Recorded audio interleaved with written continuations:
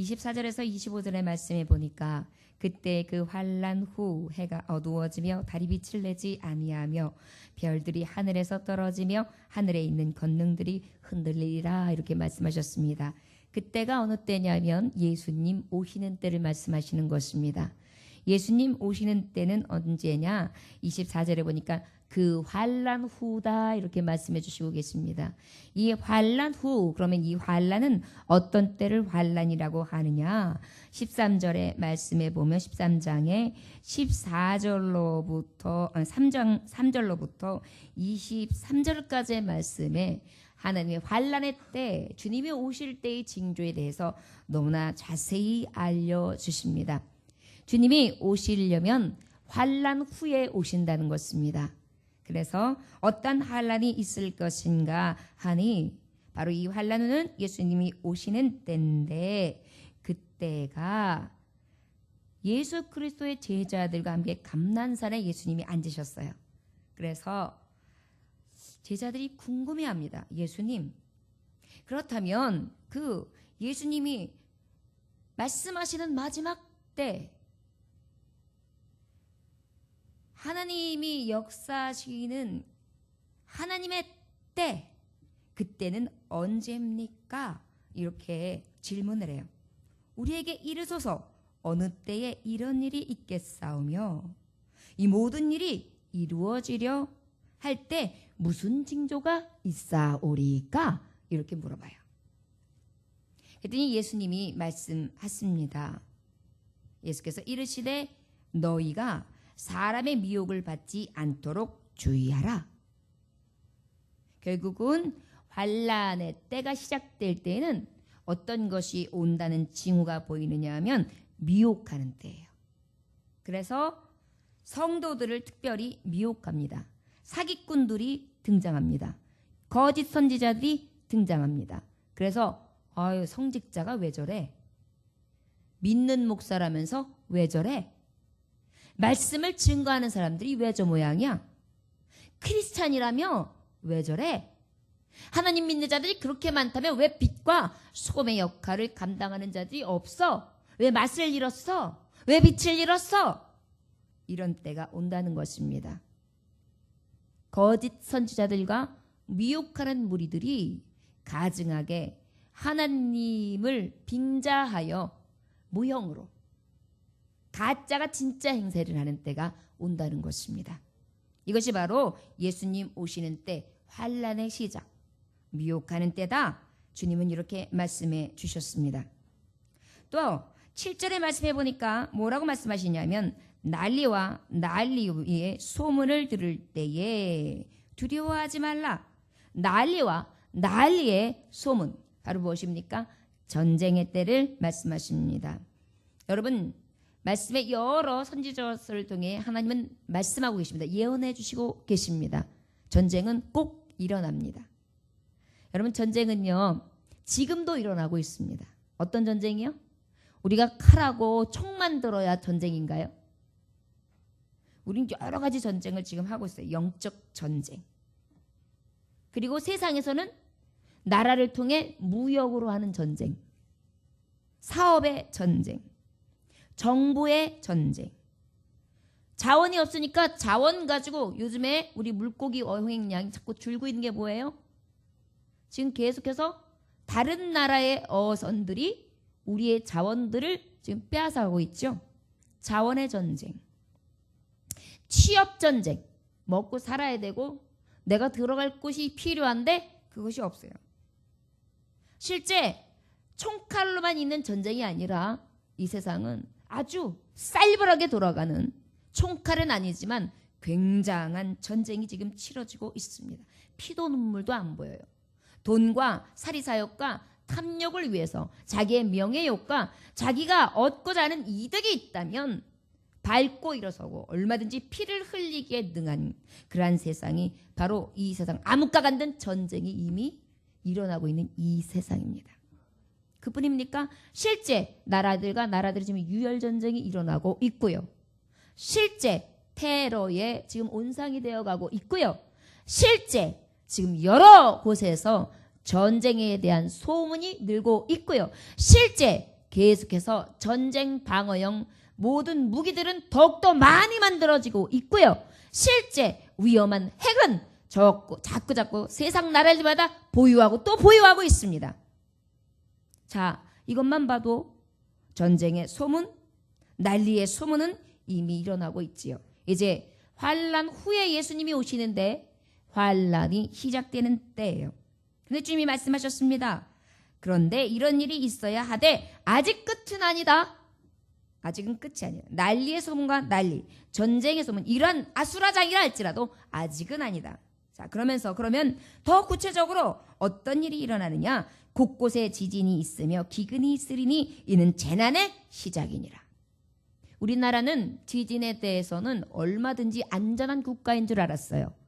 그런데 우리나라도 이제는 지진에 대해서 안전하지 못합니다.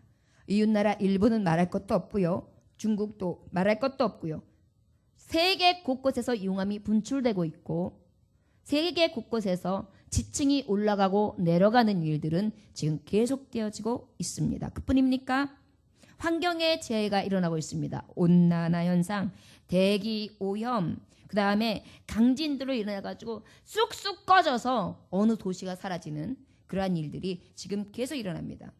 온 세상은 과학이 발달하고 문화가 발달하고 인간의 기술력이 발달하면 모든 것을 정복할 줄 알았지만 하나님이 하시는 이 자연재해에 대해서는 쓸 수도 없이 그저 무방비 상태로 어허 몇 마디 하다 보면 어떻게 해요? 사라지고 맙니다.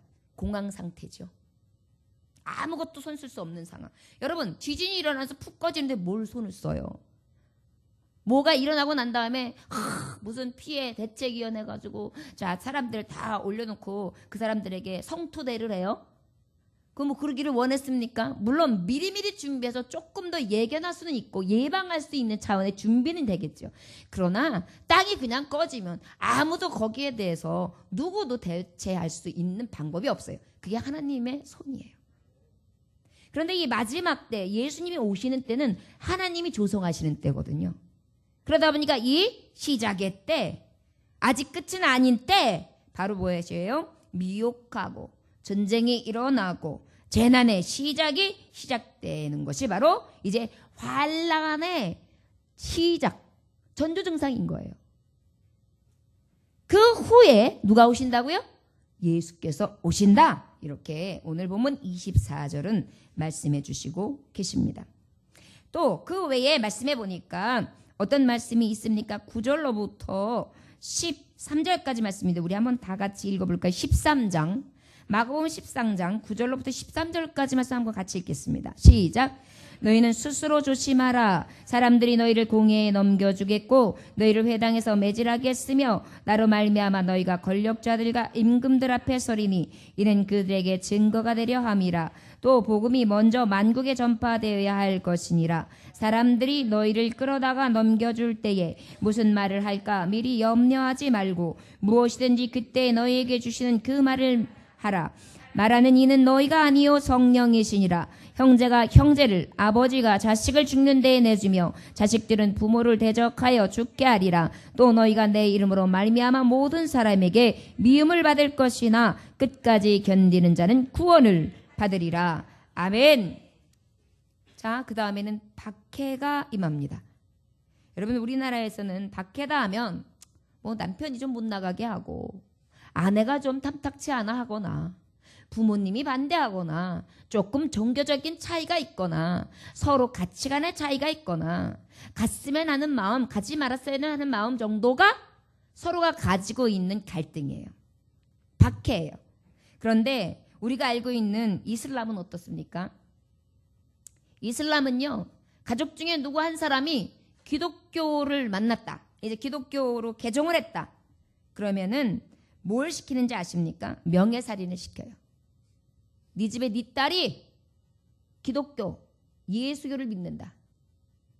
우리나라에서 그것이 가하냐? 알라가 화를 나실 수 있고 그것은 우리 법에 맞지 않는다. 네 가족이 명예롭게 살려면 네 딸을 죽여라.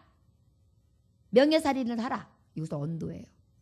그러면 그것이 또 굉장한 신앙에 대한 아주 명예심으로 올라서 아버지가 딸을 길로 데리고 나와서 실제 죽여요.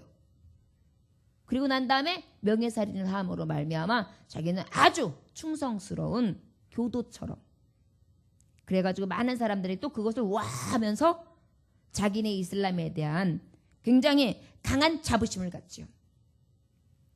이것이 지금 멀리 있는 것 같지만 현실입니다. 특별히 여러분 두려운 것은 이 땅에 이슬람 교도들이 엄청나게 쏟아져 지금 들어오고 있는데 우리 대한민국이 포교 대상입니다. 12,000만 명 이상의 기독교가 있는 이 나라, 많은 나라의 선교사를 파송하며 선교하는 이 나라, 엄청난 수의 교회에 십자가가 있는 이 나라에 지금 이슬람은 엄청난 물질 공세를 하면서 들어오고 있어요. 머지않아 명예살인이 이곳저곳에서도 일어날 수 있는 땅이 될 수 있는 가능성이 있습니다. 지금 이게요, 교리라는 것이, 이단들은요 어떻게 교리 교육을 시키냐면 거의 사이비 종교나 이단들은 이렇게 갖다 집어넣어요. 쇠뇌를 시켜요. 그렇지 아니하면 마치 극단적으로 어떤 일이 벌어질 것처럼 그렇게 만들어요. 그렇기 때문에 극단적인 사람이 하지 못할 게 무엇이 있습니까? 그러다 보니까 이제 이슬람에 빠지다 보면 그 이슬람 교도가 된 남편은 아내를 10사람, 20사람도 거느릴 수 있어요. 마음에 안 맞으면 버릴 수도 있어요. 아무 죄의식도 없어요. 그리고 아내들은 또 이슬람에 빡 빠지면 우리는 그런 인생이야, 받아들이기를 또 시작하겠지요. 지금 우리도 모르는 사이에 우리나라에 이슬람 사원이 생겼고요.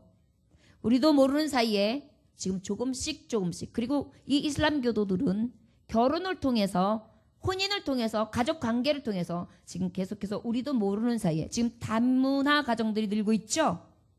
엄청나게 뿌리 깊이 아무도 모르게 싹 들어와서 살포시 곰팡이가 피는 것처럼, 여러분 귤이 곰팡이가 하나가 이렇게 생기기 시작하면 박스를 쳐다보면 조금 있다가는 곰팡이 쓰는 게 혹 물이 돼 있으면서 파랗게 여기저기 곰팡이 생기거든요.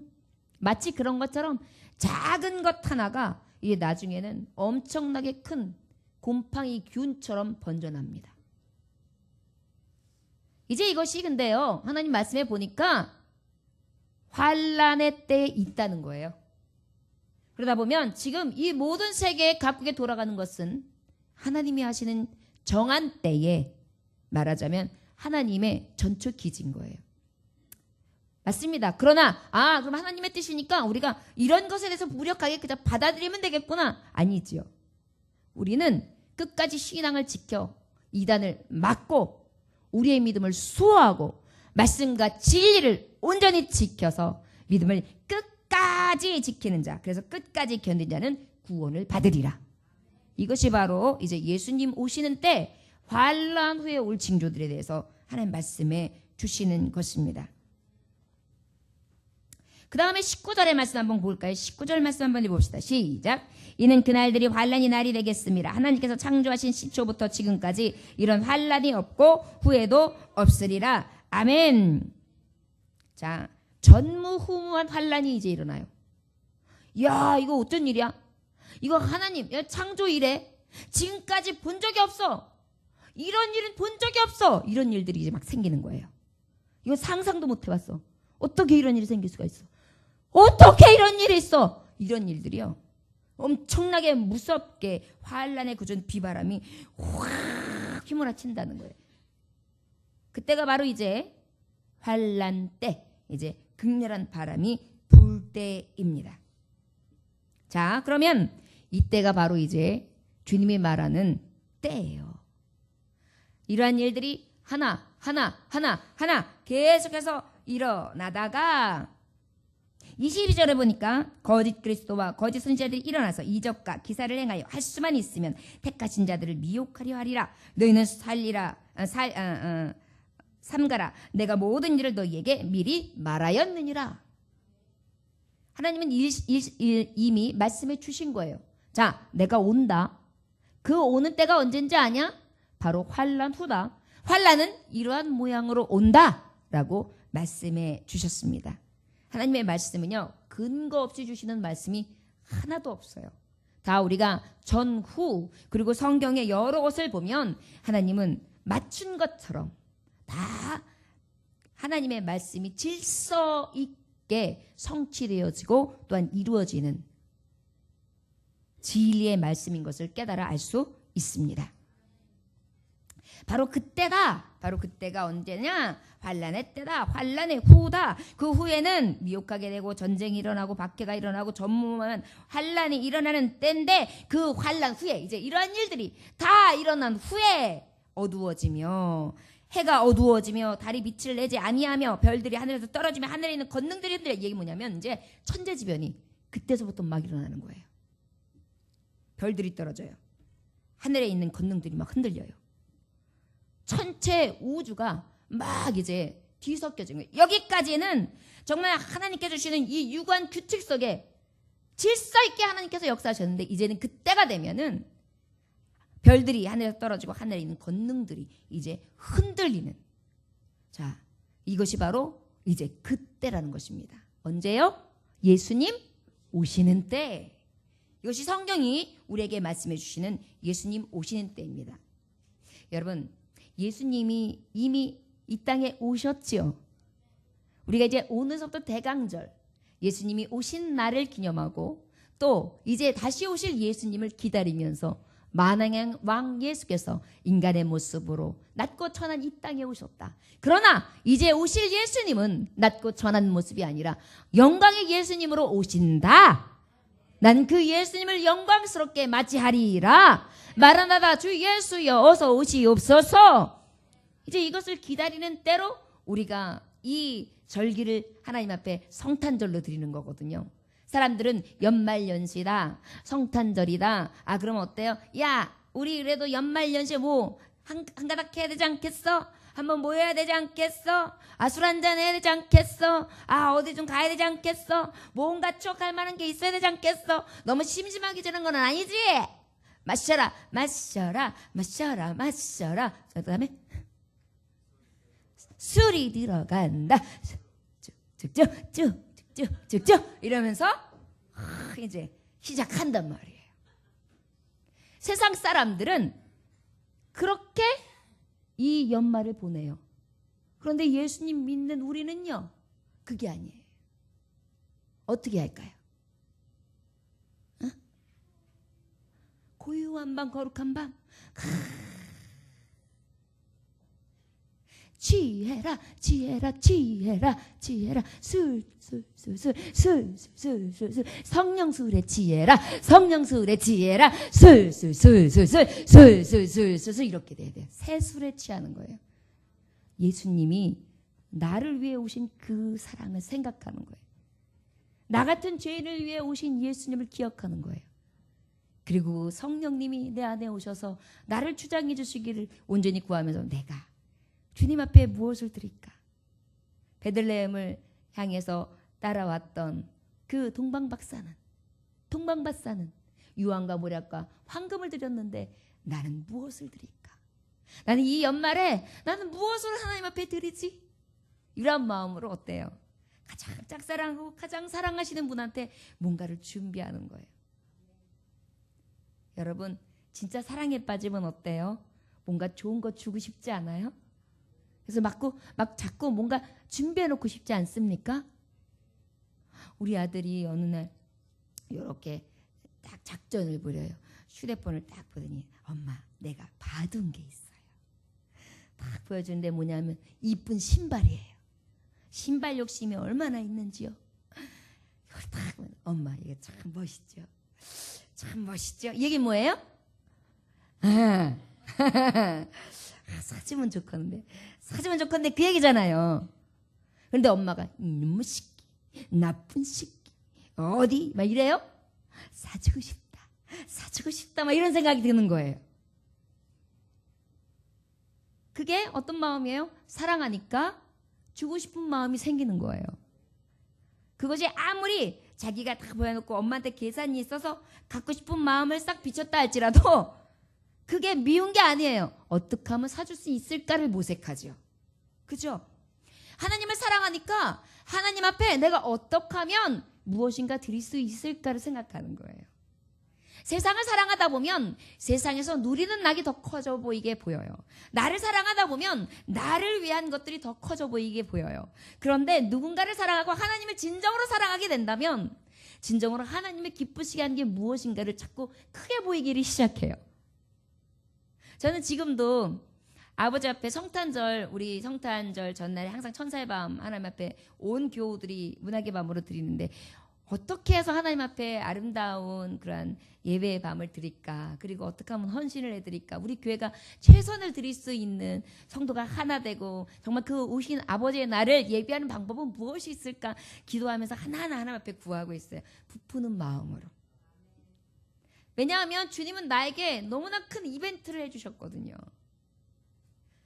캄캄한 밤에 나가면 온 운하수가 내 눈에 들어오잖아요.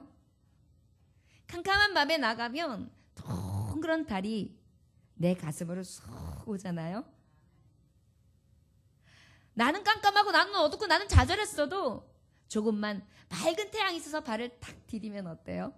태양빛이 나에게 따뜻하게 온기를 내뿜으면서 나를 안아주잖아요. 이 모든 것 누가 주셨어요? 하나님이요. 내가 이렇게 많은 걸 받았는데 그 아버지 앞에 정말 주님이 오신 이 생신날 다시 오실 날을 기억하면서 그 왕의 앞에 내가 할 수 있는 것 무엇이 있겠는가 생각할 수밖에 없는 것입니다. 바로 예수님이 오시는 때는 믿는 자에게 있어서는 내가 선물되는 날이에요. 26절에 보니까 그때 인자가 구름 타고 큰 권능과 영광으로 오는 것을 사람들이 보리라 이렇게 말씀하고 있어요. 여러분, 예수님이 어떻게 오신다고요? 구름 타고 어떻게? 큰 권능으로 영광으로 오신대요. 권능과 위엄과 환한 영광 중에 구름을 타시고 오세요. 여러분, 성경의 많은 구절에 보면 여호와는 빠른 구름을 타고 애굽에 임하시리니 이사야서의 말씀에 그렇게 말씀이 되어 있고요. 시편의 말씀에 보면 구름으로 자기 수레를 삼으시고 라고 말씀하시고요. 계시록 1장 7절에 보면 볼지어다 구름을 타고 오시리라 각인의 눈이 그를 보겠고 그를 찌른 자들도 볼 터이요 땅에 있는 모든 족속이 그를 인하여 애국하리니 그러하리라 아멘 그랬어요. 구름 타고 오세요. 영광 중에 임하세요. 여러분, 예수님이 오시는 때는 진짜 눈으로 보는 때예요. 믿으십니까? 모든 사람이 보는 때입니다. 음성적으로 임하시지 않아요. 어느 교회에만 임한다? 거짓말이에요. 어느 지역에 임한다? 거짓말이에요. 우리 하나님은 모든 것을 다 통달하시는 하나님이에요. 전지전능하신 하나님이에요. 무소부재하시는 하나님이에요. 주님이 오시는 때에는 어느 것 하나가 아니에요. 어디에 임하시느냐 하면 어떤 분은 뭐 아마겟돈에 임하다. 그래서 그쪽으로 가가지고 땅을 사놔야 되는데 말도 안 되는 소리를 해요. 그것도 성경을 안다고 하기 때문에 그렇게 풀이를 하는 거예요. 아니에요. 말씀은 분명히 말씀하고 있어요. 인자가 구름 타고 오신다. 큰 권능과 영광으로 오신다. 사람들이 보리라. 이것은 우리에게 그냥 보여지는 증거예요. 음성적이지 않습니다. 이거는 상징적인 것도 아닙니다. 누구가 상상해서 이야기하는 신화도 아닙니다. 이건 확실한 증거로 우리 눈으로 보는 거예요. 마치 예수님이 하늘에 오르실 때 500명 이상의 많은 증인들이 보는 데서 구름 타고 내가 지금 가는 것처럼 다시 이 구름을 타고 오리라 말씀하셨어요. 그리고 그때에 성전의 휘장이 찢어졌고 그때에 어떻게 되었습니까? 많은 지축이 흔들고 땅이 흔들려서 죽었던 성도들이 일어나며 이것들을 직접 주님이 하늘에 오르실 때 보였던 광경이에요. 이것들이 본격적으로 임하는 때가 바로 주님이 오시는 때예요. 그러다 보니까 우리가 맞이하는 이 대강절, 예수 그리스도 나신 날을 기념하면 마라나다 주 예수 이제 다시 오실 예수님을 기념하면서 더욱더 고대하고 기대함으로 깨어 근신하고 세상에 우리가 취해 있는 것이 아니라 하나님 술에 취해 성령의 술에 취해 내가 이제는 새날을 준비함으로 언제든지 주님을 예비할 준비되었습니다. 이것을 준비하시는 게 바로 주님 오시는 때예요. 그래서 이제 모든 사람이 영광을 보는 때 딱 임하신다. 이것은 우리가 실제 눈으로 볼 수 있는 하나님의 초자연적인 역사, 사람으로 인한 것이 아니라 하나님이 임하시는 그러한 하나님의 능력, 권능의 역사라는 것을 기억하시기 원합니다. 27절 다 같이 큰 목소리를 읽겠습니다. 또 그때 그가 천사들을 보내어 자기가 택하신 자들 땅 끝으로부터 하늘 끝까지 사방에서 모으리라. 아멘. 주님이 오시는 때는 마지막으로 세 번째, 택하신 자를 모실 때입니다. 택한 자를 모으세요. 자, 구름 타고 오셔서 확실하게 보여주시고 난 다음에 이제는 하나님의 택한 자들. 자, 예전께 그 누구야? 누구야? 저 땅 끝에서 하늘 끝까지 사방에서 모으리라. 맞죠? 주님이 오시면 저 땅 끝에서 하늘 끝까지 모으시는 것이기 때문에 하나님의 권능이기 때문에 아까 말했듯이 이곳에 있다, 저곳에 있다, 이곳만 있다, 저곳만 있다. 아닙니다.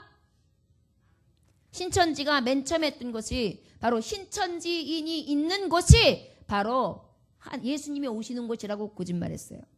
성경 보면 나오죠. 여기 말씀에도 보니까 택하신 자를 땅 끝으로부터 하늘 끝까지 사방에서 모으리라.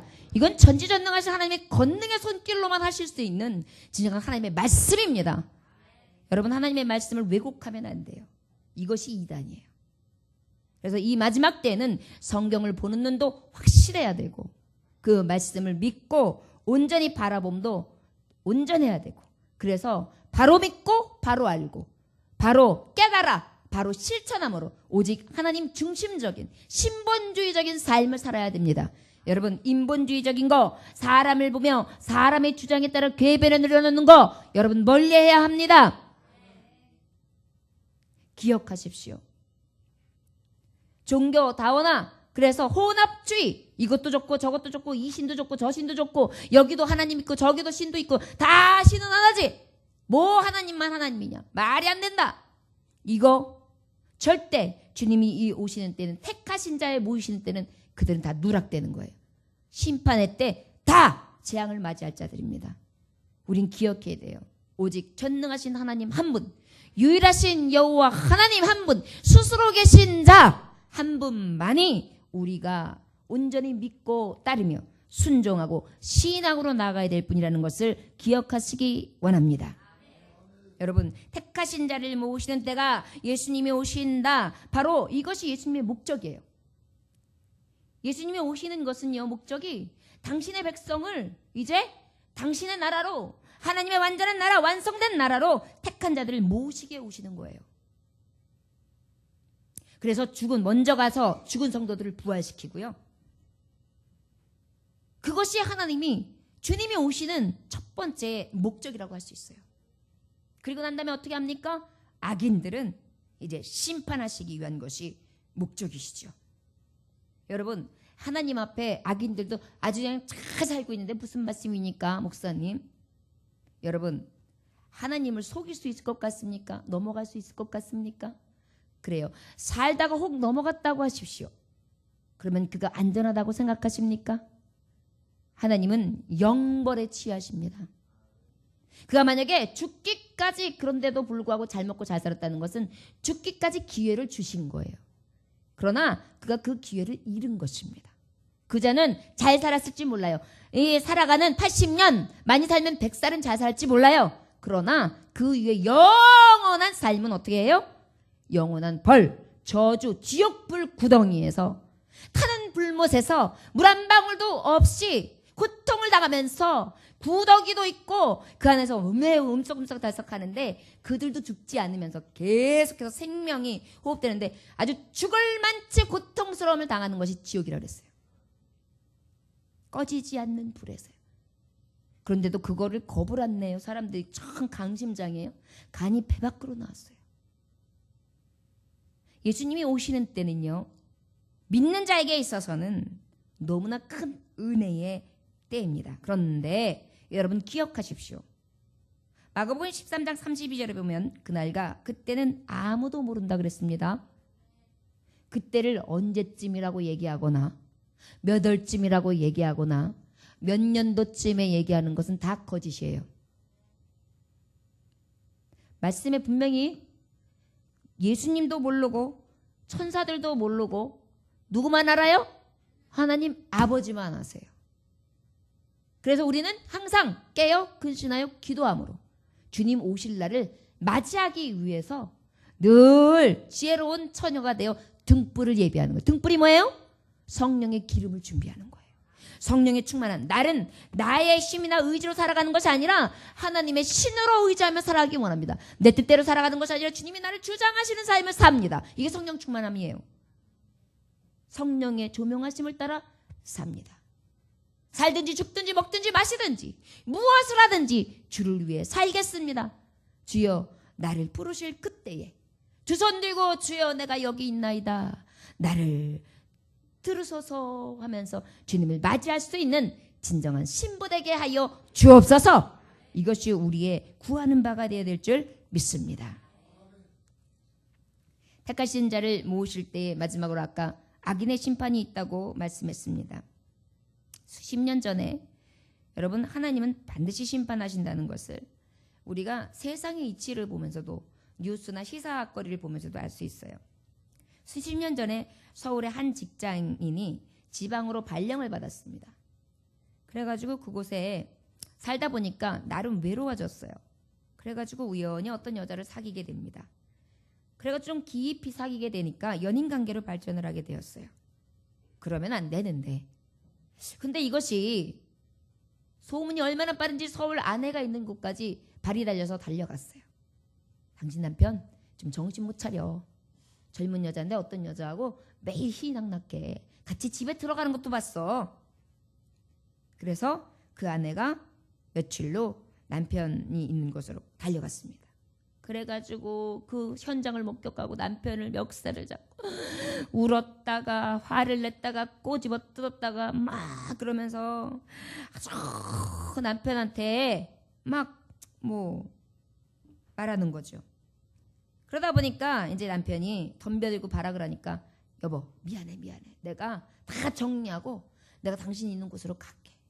걱정하지 말고 집에 가 있어. 그래서 보냈어요. 그리고 며칠 후에 남편이 서울집에 왔습니다. 그렇게 지내다가 한 며칠 후에 다음 날인가요? 아내가 갑자기 죽었습니다. 그래서 사망진단서를 내게 되는데 그 사망의 원인이 고혈압이었어요. 아, 내가 속을 썩여가지고 이 여자가 이렇게 죽었는가 보다. 혈압이 올라갔나 보다. 너무너무 속상해서 화가 나서 치밀어 올라서. 아마 가족들도 그 정도로만. 그래가지고 장례를 치렀어요. 내연녀와는 아주 즐겁게 행복하게 한 5년이라는 세월을 지냈습니다. 그러다가 이 아내의 친정집으로 연락이 왔어요. 뜨르르. 아 지금 저기 당신 따님이 묻혀있는 이 묘지가 지금 개발 특구 지정이 돼가지고요. 개발을 해야 되기 때문에 당신 딸의 여기 있는 모든 것을 이장해야 될 것 같습니다. 도와드릴 테니까 오셔서 수습해 가십시오. 이렇게 연락이 왔어요. 그래가지고 이제 가족들이 다 갔잖아요. 그래가지고 팠어요. 봤더니 거기서 뭘 발견하게 되냐면 아내의 두개골에서 대못 하나가 딱 박혀 있는 거예요. 대목을 박아서 죽이고 피 한 방울 안 나오니까 그 상태에서 혈압으로 머리카락이 이렇게 있으니까 모르잖아요. 그 상태에서 고혈압으로 죽었다. 이렇게 사인을 만들어가지고 죽이고는 그리고 내연녀랑 아주 즐겁게 콧노래를 부르고 살았던 거예요. 남편은 이제 법정에 가게 되고 결국은 사형을 언도받게 됩니다. 얼마나 끔찍해요. 심은 대로 거두지요. 하나님 앞에 속일 수 있겠습니까? 사람은 속일 수 있습니다. 그러나 하나님은 속일 수 없습니다. 첫째는 자기의 양심을 속일 수 없을 것이고 그리고 나아가서는 언젠가는 꼭 심판을 만나게 된다는 것입니다. 여러분 예수님 오시는 때 우리는 행한 대로 보응을 받는 때입니다. 여러분 환난이 옵니까? 박해가 옵니까? 전쟁통에서 너무 힘듭니까? 미혹받고 여러 가지로 거짓에 홀려 여러 가지 마음이 갈립니까? 그런다 할지라도 끝까지 참아 견디십시오. 예수님 오실 때까지 견디십시오.